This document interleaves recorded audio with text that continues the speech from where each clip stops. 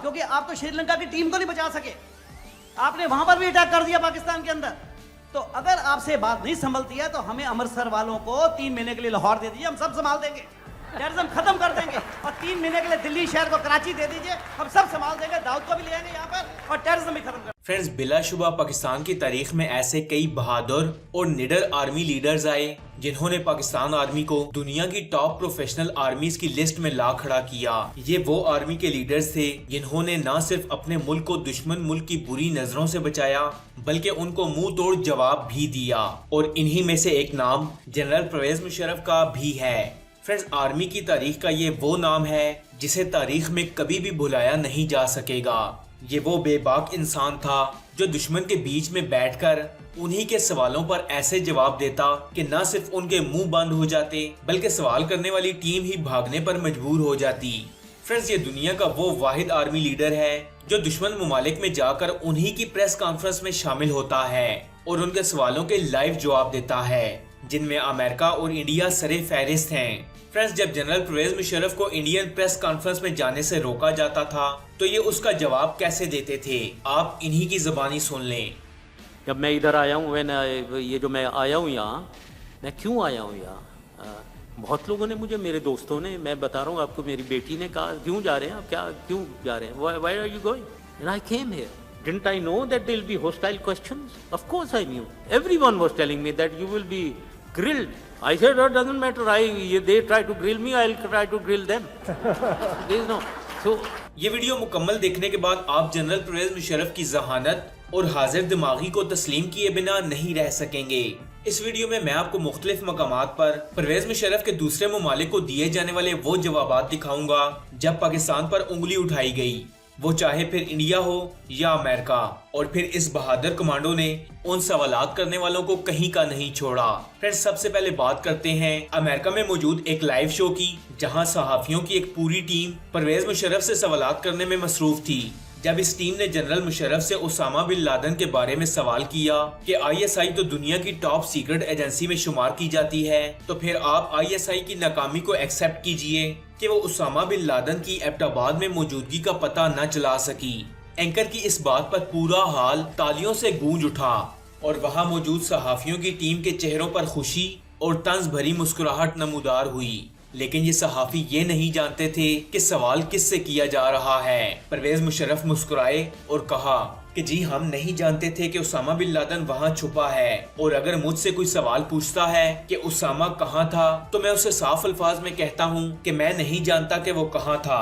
He could be anywhere in Pakistan और अफगानिस्तान और maybe outside of Afghanistan. Friends, Pervez Musharraf के इस आंसर पर सहाफियों की टीम ने परवेज मुशर्रफ को कहा कि उसामा बिन लादेन के कंपाउंड के पास से आर्मी का गुजर था, तो फिर आप एक्सेप्ट कीजिए कि ISI और आर्मी नाकाम रही। इस पर परवेज मुशर्रफ का दिया जाने वाला जवाब ऐसा था जिसने इन सब सहाफियों और हाल में मौजूद लोगों की बोलती बंद करके रख दी और ये पूरी की पूरी टीम वहां से भाग निकली।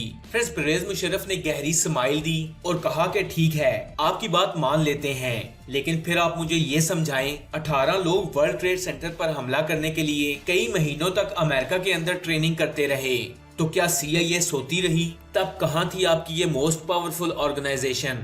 आपके 4 त्यारे मुख्तलिफ एयरपोर्ट से हाईजैक हुए, तो क्या CIA सो रही थी? वो 4 त्यारे वर्ल्ड ट्रेड सेंटर और पेंटागन में जाकर मारे गए, तो क्या CIA सो रही थी? फ्रेंड्स, परवेज मुशर्रफ के दिए जाने वाले ये आंसर आप खुद सुन लें। to say what is the information, where did you get this information from? He could be anywhere. He could be in Afghanistan or even outside Afghanistan. So that was what Were I you used to say. surprised when he was Yes, found indeed. in Abbottabad? Yes, indeed, absolutely. I was shocked that he was in Abbottabad.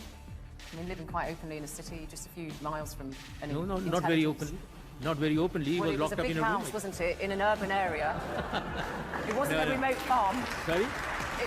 He wasn't living in a remote farm. It was quite a big townhouse he was living in, quite conspicuous. The best place, the safest place is in a thickly populated place. This is a town.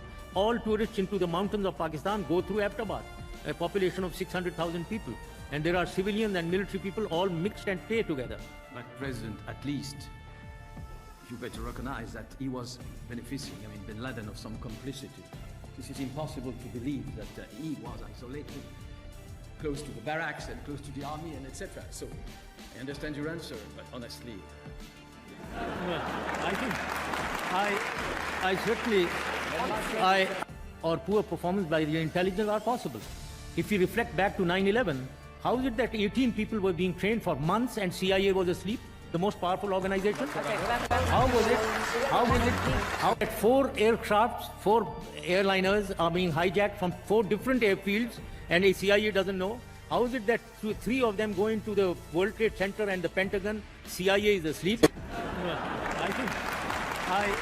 Friends, इसके बाद बात करते हैं जब परवेज मुशर्रफ ने India के अंदर live press conference की, जहां टॉप इंडियन सहाफियों को परवेज मुशर्रफ से क्वेश्चन करने के लिए बुलाया गया।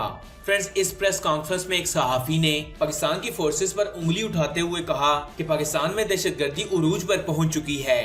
आपकी आर्मी और ISI ये तमाम फोर्सेस अगर इस दहशतगर्दी को नहीं रोक सकती तो लाहौर अमृतसर वालों के हवाले कर दें, हम सारी दहशतगर्दी खत्म कर देंगे। और ऐसा करें कि कराची दिल्ली वालों को दे दें, दिल्ली वाले कराची को संभाल लेंगे।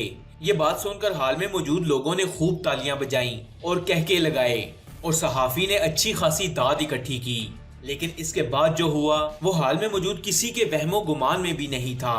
फ्रेंड्स, परवेज मुशर्रफ ने लाहौर इस इंडियन सहाफी के हवाले कैसे किया, आप खुद सुन लें। मेरा क्या कहना है कि आपकी बातें सुन के हम लोग बहुत इंप्रेस हैं।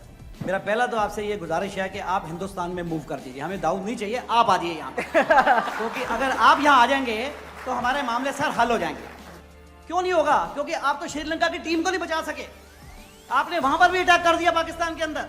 तो अगर आपसे बात नहीं संभलती है तो हमें अमृतसर वालों को 3 महीने के लिए लाहौर दे दीजिए, हम सब संभाल देंगे, टेररिज्म खत्म कर देंगे। और 3 महीने के लिए दिल्ली शहर को कराची दे दीजिए, हम सब संभाल देंगे, दाऊद को भी ले आएंगे यहाँ पर और टेररिज्म भी खत्म कर देंगे। मैं आपके इंडिया टुडे की मेरे ख्याल में लास्ट एडिशन या उसकी 1-2 पहले की एडिशन पढ़ रहा था। 2008 में यहाँ 8 टेररिस्ट अटैक्स हुए हैं हिंदुस्तान में, उनमें से 6 वो लोकल मुजाहिदीन ने किए हैं।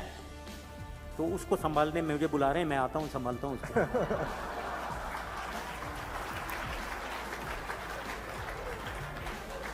जनरल परवेज मुशर्रफ का ये जवाब देना ही था कि हाल में मौजूद इंडियन लोगों ने ही इतनी जोर से तालियां बजाईं कि इन तालियों के शोर से ये सहाफी शायद बहरा हो गया। और इसके फेस एक्सप्रेशन से आप अंदाजा लगा लें कि इसकी हालत क्या हो सकती है। गलत बात करोगे तो मैं उसे काउंटर करूंगा। बिल्कुल पाकिस्तान से ऐसी बातें जब आप करते हैं ऐसी बातें तो पाकिस्तान करता है। देखें ये कैसे हो सकता है? पाकिस्तान जैसे मैंने कहा हम आपके 1/3 हैं, हमारी फौज आपसे 1/3 है जी। हम एग्रेसिव नहीं हो सकते, हम डिटर कर सकते हैं। मत आना, हमें हाथ मत लगाना, हम आपके हाथ काट देंगे। मत आना, हमें हाथ मत लगाना, हम आपके हाथ। जो आपने इंट्रोडक्टरी टॉक दिया उसमें मैं सुन रहा था, आप जो कह रहे थे कि ये बहुत ज्यादा कन्फ्रंटेशन है, आपकी डिमांड हो रही है पब्लिक से कि हमें सजा दी जाए। ओ भाई, हमने कोई चूड़ियां पहनी हुई है, सजा दोगे हमें? क्या मजाक कर रहे हैं आप हमारे साथ? हमारी फौज के साथ आप कोई मजाक कर रहे हैं? हमने चूड़ियां नहीं पहनी हुई हैं, हम आपको सजा दे देंगे।